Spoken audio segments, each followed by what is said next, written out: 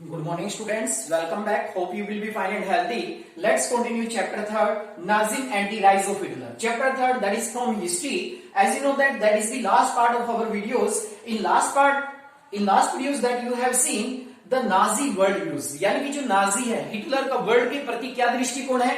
Let's continue the next topic, the Nazi cult of motherhood. यानी कि जो माता है, माता के प्रति जो नाजी विचारधारा है वो क्या कहती है. जो माता है, आप लोग जानते हैं मदरहुड मातृत्व को बोला जाता है. जो माता है, माता के प्रति यानी कि नाजी लोगों की क्या आइडियोलॉजी थी, क्या सोच रखते थे. Let's continue about the ideology of the motherhood. Children in Nazi Germany were repeatedly told that women were radically different from men. The fight for equal rights for men and women that had become part of democratic struggle everywhere. As you know that it was the society in which boys were taught to be aggressive, masculine and steel-hearted. Girls were taught to become good mother. जहां तक कि हम बात करते हैं यहाँ पर Nazi motherhood के बारे में, जनरली आप लोग जानते हैं हिटलर की आइडियोलॉजी थी. कहीं ना कहीं जो हिटलर की जो विचारधारा थी माता के प्रति, कैसी विचारधारा थी, बिल्कुल डिफरेंट थी. एज यू नो दैट कहीं ना कहीं जो फीमेल होती है उन्होंने अपने अधिकारों की, इक्वल राइट्स की मांग की. लेकिन हिटलर कहता था कि वो डिक्टेटरशिप को फॉलो करता है और डिक्टेटरशिप में फीमेल को बराबर के अधिकारों की मांग नहीं करनी चाहिए. उनका तो काम क्या होता है, देखिए क्या आइडिया था मदरहुड के प्रति, आइडियोलॉजी क्या थी. Girls were told to they had to become good mother. Hitler का मानना था कि गर्ल्स को, जैसे लड़कों को तो ये कहता था कि भाई उनको स्टील हार्टेड होना चाहिए, ताकतवर होना चाहिए, मजबूत होना चाहिए ताकि एक मजबूत राष्ट्र का निर्माण किया जा सके. वहीं लड़कियों के प्रति क्या सोच थी इनकी. Girls were told they had to become good mother and rear pure blooded Aryan children. देखो लड़कियों के लिए क्या सिखाना चाहता था. हिटलर का मानना था कि लड़कियों को सिखाया जाना चाहिए कि वो एक अच्छी माता बने and rear pure blooded Aryan children, और केवल आर्यन बच्चों को ही जन्म दे. यानी कि आर्यन, आप लोग मानते हैं कि हिटलर की कहीं ना कहीं जो आइडियोलॉजी थी वो रेशियल यूटोपियन स्टेट इस्टेब्लिश करना चाहता था. केवल आर्यन लोग हो उसके स्टेट्स में, उसका केवल एक ही सिंबल था, one empire, one nation and one leader वाला. और कहीं ना कहीं वो ब्लडेड आर्यन यानी कि आर्यन चिल्ड्रन को ही जन्म दे. ऐसा चाहता था कि जो लड़कियां हैं उसे एक अच्छी माता कैसे बनना है ये सिखाया जाना चाहिए. उसे ये भी सिखाया जाना चाहिए कि आर्यन चिल्ड्रन को ही जन्म दे. वो children had to maintain the, girls had to maintain the purity of race distance from Jews. देखो यहाँ पर क्या कहा उन्होंने, जो गर्ल्स है उन्हें मेंटेन करनी चाहिए प्योरिटी ऑफ रेस, यानी कि जो नस्ल है, नस्ल की शुद्धता को बनाए रखना चाहिए. कहने का मतलब क्या था हिटलर का. यहाँ पर हिटलर का मानना यह था कि जो लड़कियां होती हैं, जो लड़कियां हैं, खासकर अगर हम बात करें यहाँ पर आर्यंस, जो गर्ल्स की हम लोग बात करते हैं तो गर्ल्स को यानी कि आर्यंस के साथ ही शादी करनी चाहिए और आर्यन बच्चों को ही जन्म देना चाहिए. Girls had to maintain the purity of race. ऐसा करके लड़कियां अपनी जो नस्ल है उसकी शुद्धता को बनाए रख सकती है. कहने का मतलब है कि अदर रेस के साथ, अदर नस्ल के साथ कंप्लीट रूप से बैन कर रखा था हिटलर ने कि कोई भी लड़की यानी कि डिस्टेंस फ्रॉम ज्यूज, खासकर ज्यूज लोगों से, जो यहूदी लोग हैं, यहूदी लोगों से अपनी डिस्टेंस बना के रखेगी. That is most important about the motherhood. देखिए क्या सोचती हिटलर ने, क्या कहा. इन 1933 Hitler said, "In my state, mother is the most important citizen." That is most important quotation by Hitler in 1933. देखो कितनी अच्छी बात कही है हिटलर ने. In my state यानी कि मेरे राज्य में mother is the most important citizen, यानी कि जो माता है वो सबसे महत्वपूर्ण नागरिक है. माँ को इंपोर्टेंस दी, लेकिन कौन सी माँ को इंपोर्टेंस दी गई थी. जनरली हम लोग मानते हैं कि इन्होंने मदर्स के साथ एक जैसा ट्रीटमेंट नहीं किया, इक्वली ट्रीटमेंट नहीं किया. इसने मदर्स के साथ भी, कुछ मदर्स थी जिनको इसने अवार्ड्स दिए, कुछ मदर्स थी जिनके साथ इसने डिस्क्रिमिनेशन किया, भेदभाव किया. तो लेट्स कंटिन्यू. कौन सी मदर थी जिनके साथ भेदभाव हुआ. और हिटलर ने कहा कि मेरे स्टेट में माँ का सबसे इंपोर्टेंट स्थान है. लेकिन कौन सी माँ का, वो माँ जो who born desirable children were punish. कहते हैं कि जो अनडिजायरेबल. अब अनडिजायरेबल का मतलब यहां पर क्या है, आर्यंस को छोड़ के, आर्यन को छोड़ के जो नस्ल थी जर्मन में उन सबको अनडिजायरेबल मानते हैं लोग. ज्यूज है, पोलिस है, फ्रेंच है, सभी लोगों को यानी कि अनडिजायरेबल कहा जाता था. तो हिटलर की ये सोच थी, ये आइडियोलॉजी थी कि कंप्लीट रूप से जो माताएं यानी कि बच्चों को जन्म देती हैं, जो आर्यन बच्चों को जन्म देती हैं, उन्हें तो कहीं ना कहीं सम्मानित करता था. लेकिन अनडिजायरेबल जो चिल्ड्रन को जन्म देती थी, जैसे हैंडीकैप्ड है कोई भी, या फिजिकल मेंटली डिसेबल होता था, या ज्यूज पीपल या दूसरे बच्चे होते थे उनको जन्म देती थी, तो ऐसी माताओं को ये पनिश करता था, सजा देता था. अब अवार्ड किसको देता था, हु प्रोड्यूस डिजायरेबल, डिजायरेबल का मतलब यहाँ पर आर्यन चिल्ड्रन से है, मात्र आर्यन बच्चों को जन्म देने वाली माताओं को ही हिटलर के द्वारा सम्मानित किया जाता था। चिल्ड्रन वर अवार्डी, कहते हैं कि जो डिजायरेबल चिल्ड्रन को जन्म देती थी उन माताओं को सम्मानित करता था। देखिए कितनी इंटरेस्टिंग बात है।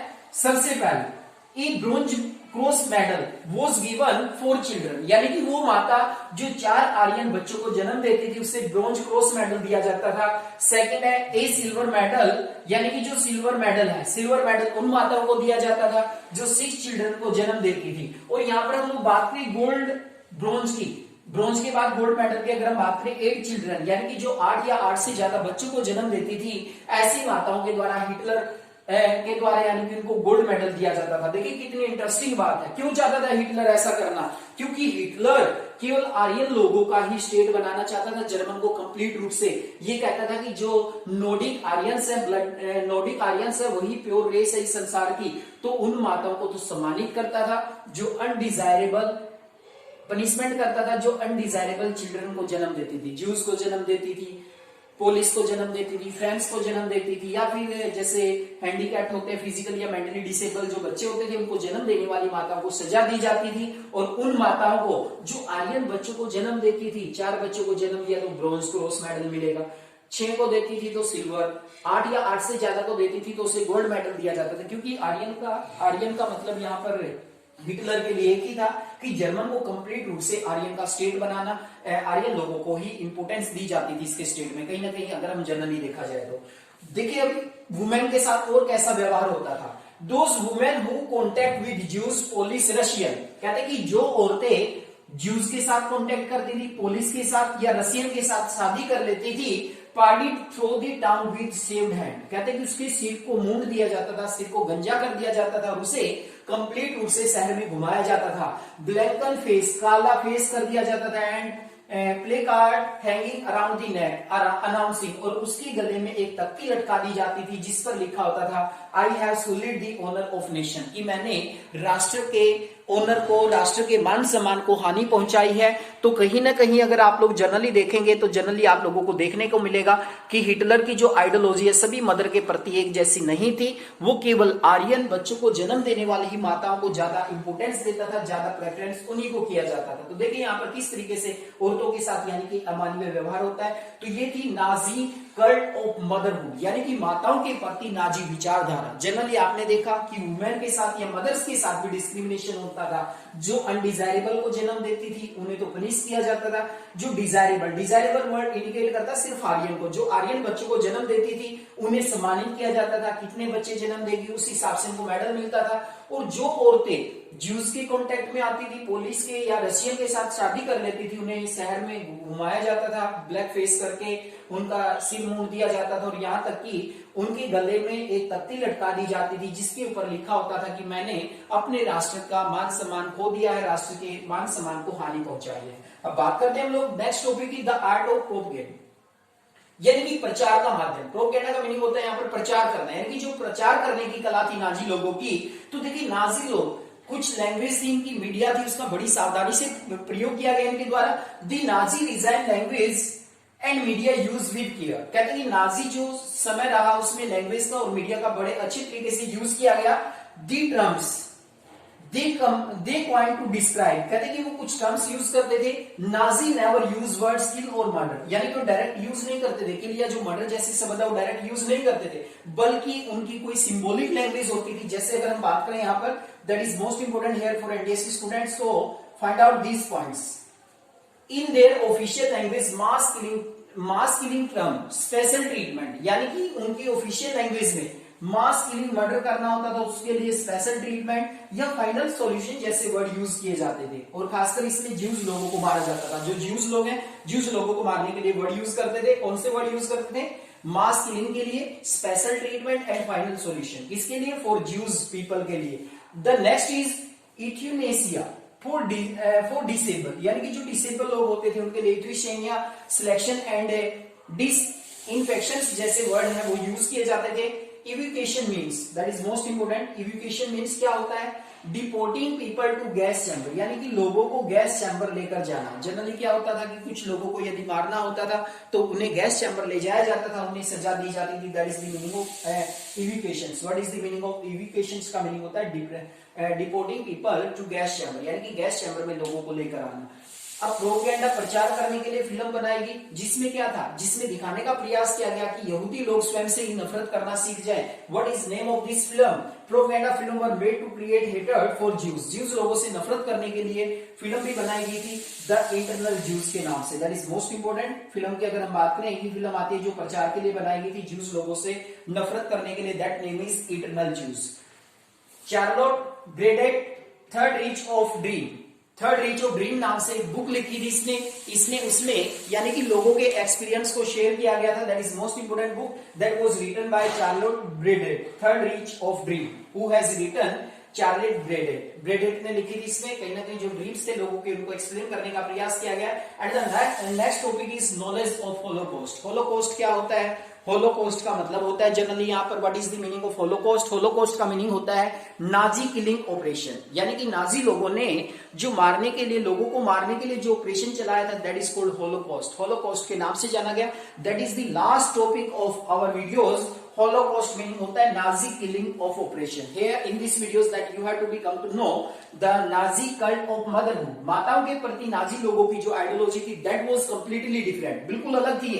कुछ मदर्स को सम्मानित किया जाता था, कुछ को पनिश किया जाता था। तो जनरली अगर हम लोग देखें तो बिल्कुल माताओं के प्रति एक अलग आइडियोलॉजी थी। जबकि हिटलर ने कहा in my state mother is the most important citizen, लेकिन वो मदर ही मोस्ट इंपोर्टेंट सिटीजन थी जो केवल डिजायरेबल बच्चों को या आर्यन बच्चों को जन्म देती थी। उन्हीं को मेडल दिए जाते थे, उन्हीं को सम्मानित किया जाता था। और जो औरतें ज्यूज पीपल से, पोलिश से, रशियन से शादी करती थी, उनके कॉन्टेक्ट में आ जाती थी, उन्हें पनिशमेंट किया जाता था, यानी कि उनके साथ एक बड़ा ही अमानवीय व्यवहार होता था। बाल काट दिए जाते थे, उनके मुंह को काला कर दिया जाता था और पूरे टाउन में उनको घुमाया जाता था। उनके गले में एक तख्ती लटका दी जाती थी जिसके ऊपर लिखा होता था कि मैंने जर्मन राज्य के मान सम्मान को हानि पहुंचाई है, ऐसा नहीं करना चाहिए, जिससे समाज के अंदर एक बहुत ही बुरा मैसेज जाता है हिटलर के लिए। हिटलर समाज में तभी एक डिक्टेटर माना जाता है। यहां तक देख सकते हैं इसने अपनी विचारधारा को बढ़ावा देने के लिए, यानी कि एक मदर जिसमें सभी को इक्वल इंपोर्टेंस होनी चाहिए, उसको भी नहीं बख्शा। और जनरली अगर हम बात करें तो मदर कहीं ना कहीं एक बहुत ही महत्वपूर्ण सिंबल मानी जाती है और उसकी रिस्पेक्ट होना बहुत जरूरी है, लेकिन हिटलर ने उसको भी नेग्लेक्ट करते हुए अपनी नाजी आइडियोलॉजी को आगे बढ़ाया। The next topic is the art of propaganda. किस तरीके से यानी कि मीडिया का प्रचार किया गया। There are some of the official languages word that you must have to be remember about this. There is most important question for NDSC students. And the next is कौन सी मूवी बनाई उन्होंने प्रचार करने के लिए? The eternal Jews, that is most important. और the third Reich of dream, who has written this book about dream of the people who have experience during the Nazi, Charlotte Beradt. And the next is Holocaust means Nazi killing operation, यानी कि जो Nazi लोगों ने killing operation चलाया लोगों को मारने के लिए। As you know that this was specially for Jews people, that is called holocaust. Holocaust के नाम से जाना गया। That is the last topic, knowledge of holocaust. Thank you student.